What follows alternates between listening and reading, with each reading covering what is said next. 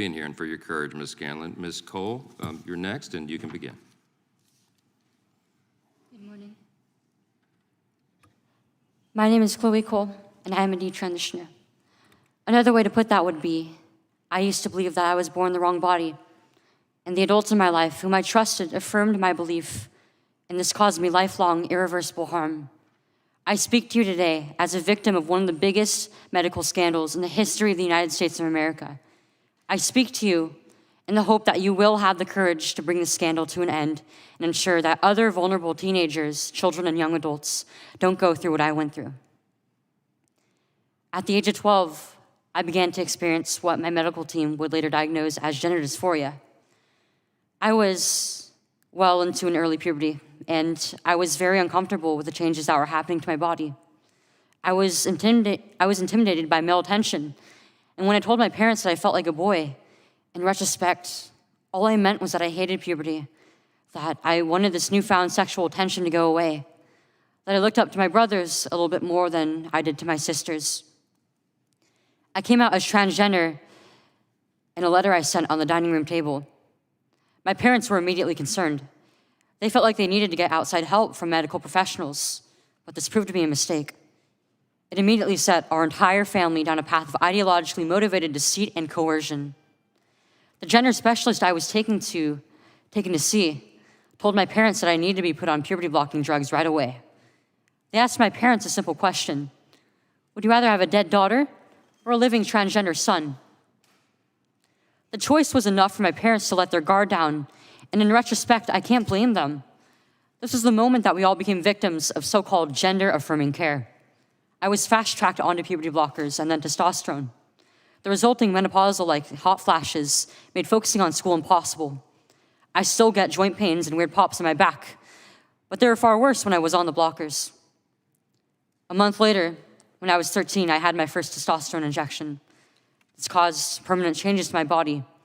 My voice will forever be deeper, my jawline sharper, my nose longer, my bone structure permanently masculinized, my Adam's apple more prominent, my fertility unknown. I look in the mirror sometimes and I feel like a monster. I had a double mastectomy at 15. They tested my amputated breast for cancer.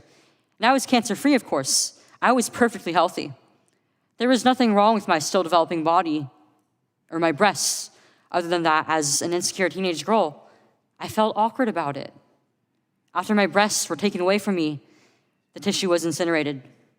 Before I was able to legally drive, I had a huge part of my future womanhood taken from me. I will never be able to breastfeed. I struggle to look at myself in the mirror at times. I still struggle to this day with sexual dysfunction. And I have massive scars across my chest. And the skin grafts that they took of my nipples are weeping fluid today. And they were grafted into a more masculine positioning, they said. After surgery, my grades in school plummeted. Everything that I went through did nothing to address my underlying mental health issues that I had. And my doctors, with their theories on gender, thought that all my problems would go away as soon as I was surgically transformed into something that vaguely resembled a boy. Their theories were wrong. The drugs and surgeries changed my body, but they did not and could not change the basic reality that I am and forever will be a female. When my specialist first told my parents that they could have a dead daughter or a live transgender son, I wasn't suicidal. I was a happy child who struggled because she was different. However, at 16, after my surgery, I did become suicidal. I'm doing better now, but my parents almost got the dead daughter promised to them by my doctors.